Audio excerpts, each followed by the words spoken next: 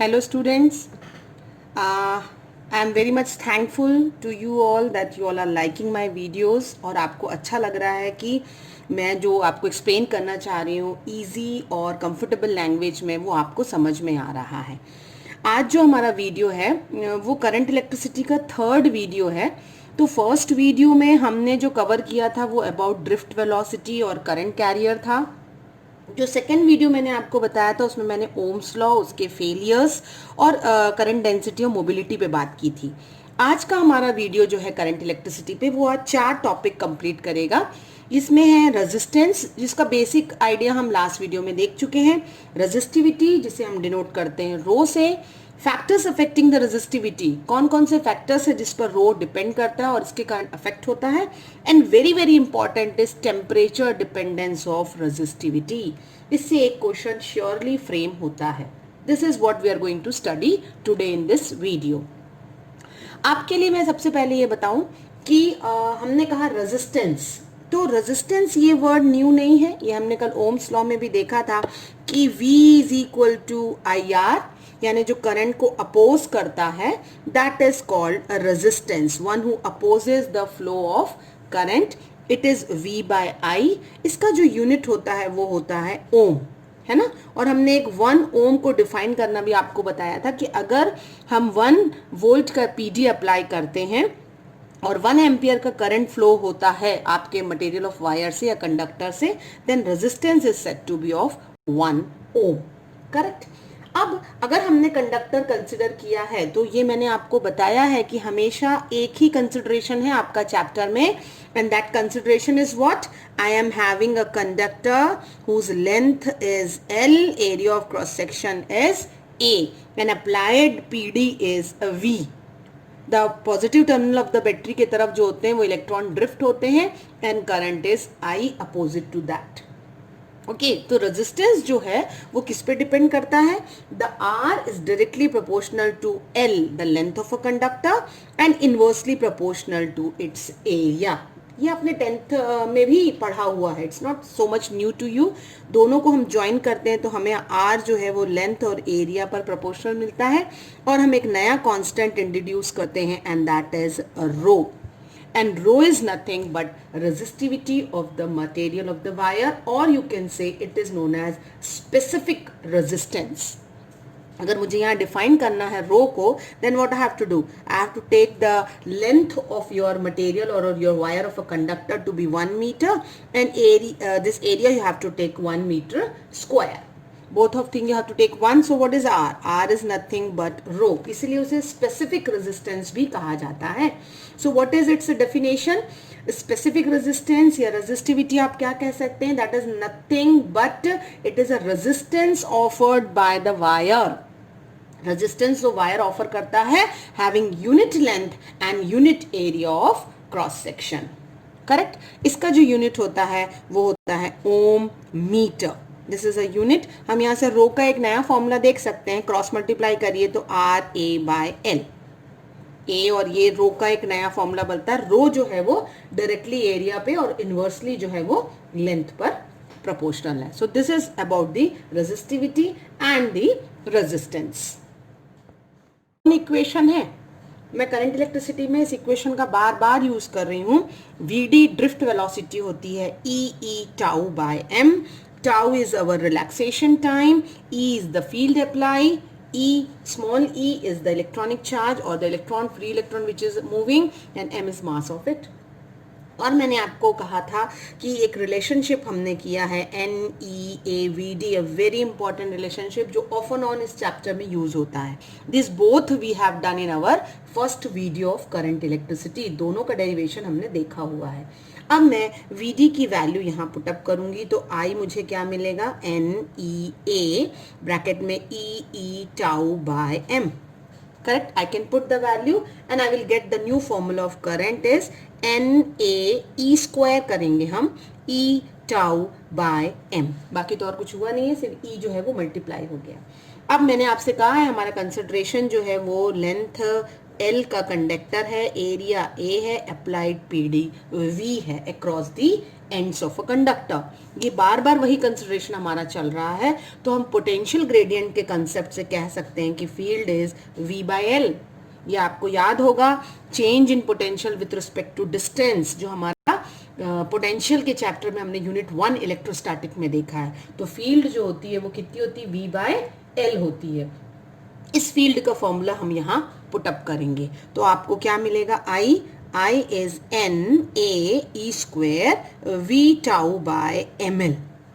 Okay, now in this term I want V by I। मुझे यहाँ cross multiply करके ये जो V है ये मेरा PD है और I जो है वो करंट है, तो मुझे V by I निकालना है। तो मैं क्रॉस मल्टीप्लाई कर रही हूँ, दैट्स इट। ये सारे टर्म इधर ले जाऊंगी और I को यहाँ ले आती हूँ। तो V by I क्या हुआ, ml by NA square tau। Nothing I have done, बस मैंने क्रॉस मल्टीप्लाई किया है। तो ये जो V by I है ये हम ओम्स लॉ से जानते हैं, that is nothing but R। तो R जो रेजिस्टेंस होगा वो मिला M by NAE square tau, और ये आपका L ऊपर। मैंने थोड़ा टर्म को मैं रीअरेंज करके इसलिए लिख रही हूँ क्योंकि मुझे जो है ये टर्म इस फॉर्म में चाहिए है, L by A। इस फॉर्म में लिखने से क्या है, I will be easily going to compare it. मैंने L अलग किया, उसके बाद मैंने A भी अलग कर दिया है, तो मुझे जो टर्म मिल रहा है M by NE square tau L by A, ये अगर मैं कंपेयर करती हूँ किससे, R is equal to rho L by A से। So what is this rho constant is replaced by, ये जो रो है मेरा वो मैं रिप्लेस कर सकती हूँ, किससे रिप्लेस कर सकती हूँ, क्योंकि rho is nothing but M by NE square tau. This is very important formula जहां से आप फैक्टर डिपेंडेंस बताएंगे, क्योंकि जो टेम्परेचर डिपेंडेंस है वो इसी के थ्रू आता है। डायरेक्ट टेम्परेचर का और रेजिस्टिविटी का कोई रिलेशन नहीं है। Resistivity is inversely proportional to tau this relaxation time. ये रिलैक्सेशन टाइम का पूरा क्लियर कंसेप्ट आपको वीडियो 1 में मिलेगा करंट इलेक्ट्रिसिटी के, वही आपको क्लियर करेगा कि टेम्परेचर कैसे रेजिस्टेंस को अफेक्ट करता है। Okay, so it is inversely proportional to number of free electrons. यहां से हमको दिखाई दे रहा है number of free electron per unit volume. ये भी मैंने आपको बता रखा है कि हमेशा यही कंसिडरेशन है इसका। And it is directly inversely proportional to relaxation time, it is inversely proportional to the number of electrons per unit volume and the directly proportional to mass. So इससे आपने टेम्परेचर का जो है वो डिपेंडेंस देखा, resistivity का आपने dependence देखा है। अब जो मेन हमारा फोकस है, how the temperature is affecting, so that we will see. Temperature dependence आप देखिए, ये दोनों चीज वी नो दैट है, this is drift velocity E tau by M, है ना, और रेजिस्टिविटी अभी हमने देखा M by NE square tau. यानी यहाँ से ड्रिफ्ट वेलोसिटी जो है वो डायरेक्टली रिलैक्सेशन टाइम पे डिपेंड कर रही है, बट जो रेजिस्टिविटी है वो इनवर्सली डिपेंड कर रही है।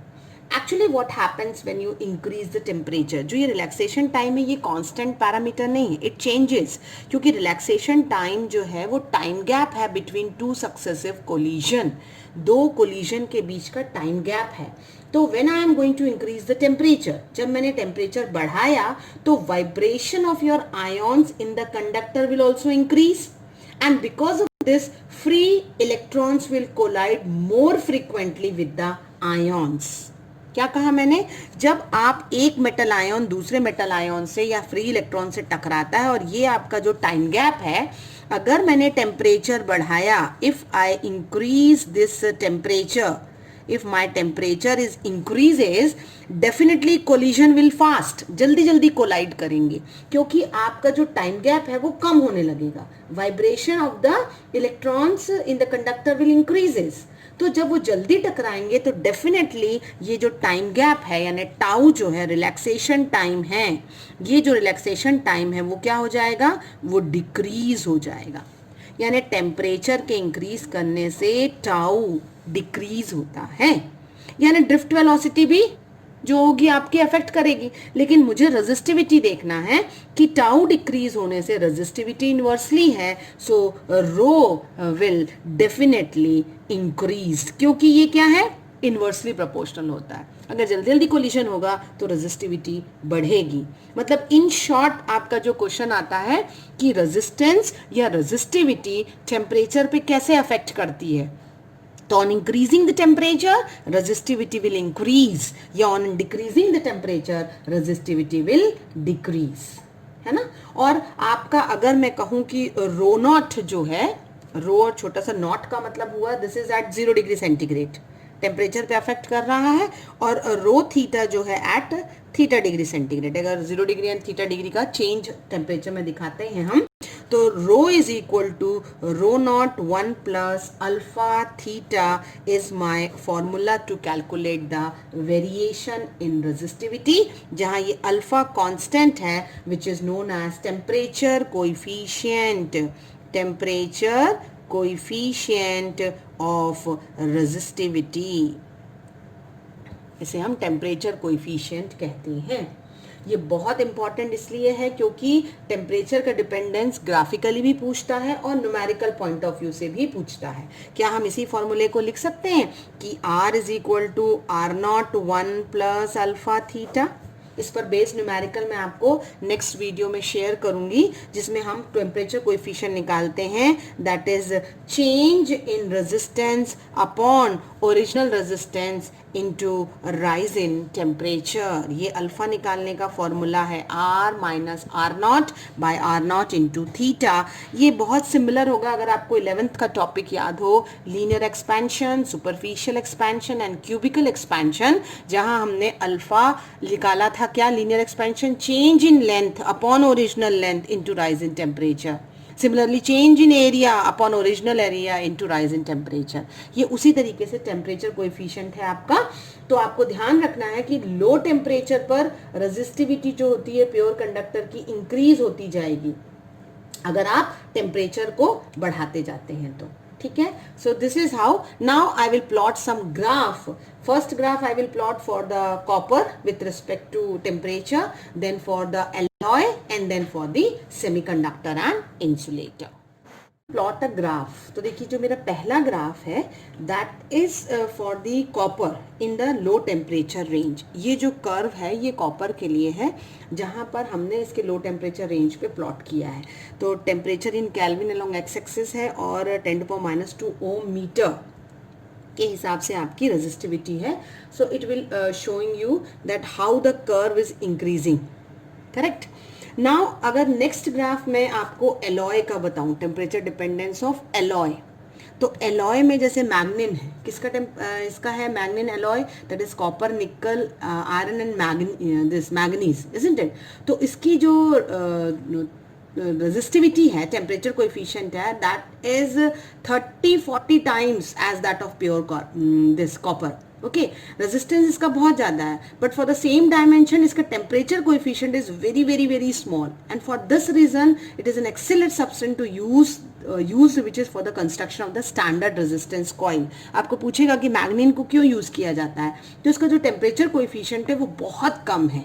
Okay, so that is why we are using it for the construction of the standard resistance coil. ये जो कर्व हमने शो किया है ये क्या है, this is for the nichrome with the temperature. ये वेरिएशन है एलॉय का with respect to the temperature. Okay, so in case of alloy क्या देखा हमने, such as nichrome, की resistivity is large and it has a very weak dependence on the temperature. ये आपको graphically show करना पड़ता है। अब आपका आया resistivity with respect for the temperature and resistivity for semiconductor. Semiconductor को जो होता है वो हम डिनोट करते हैं SC से, और सेमीकंडक्टर जो है वो प्योर टेट्रावेलेंट कंपाउंड है। इनके लिए आपको इसका 12th में ही एक न्यू चैप्टर सेमीकंडक्टर वो देखेंगे हम, उसमें आप देखते हैं कि it is N exponential function, है ना। तो यहाँ Eg जो होता है वो एनर्जी गैप की एनर्जी होती है, बैंडविड्थ की, K बोल्ट्जमैन कांस्टेंट है एंड T टेम्परेचर है। तो सेमीकंडक्टर के केस में जो होता है रेजिस्टिविटी, चाहे वो इंसुलेटर की हो या सेमीकंडक्टर की हो, इट डिक्रीजेज एक्सपोनेंशियली, टेम्परेचर के हिसाब से ये डिक्रीज होती है। So this is how you have to study the graph for the copper, like you can say it's a metal. तो आप इसके लिए देख सकते हैं। उसके बाद टेम्परेचर को, मतलब इसे आप कंडक्टर के हिसाब के लिए भी बना सकते हैं। इसके बाद आपने कहा एलॉय, तो एलॉय के लिए जो आपका ग्राफ है वो मैग्नीन और निक्रोम का विद टेम्परेचर शो कर सकते हैं, एग्जाम में भी पूछता है. And finally you can show for the semiconductor. So this is how you have studied about the resistance, resistivity, the factors affecting, and very important is temperature dependence. I hope student आपको video पसंद आया होगा. Thank you.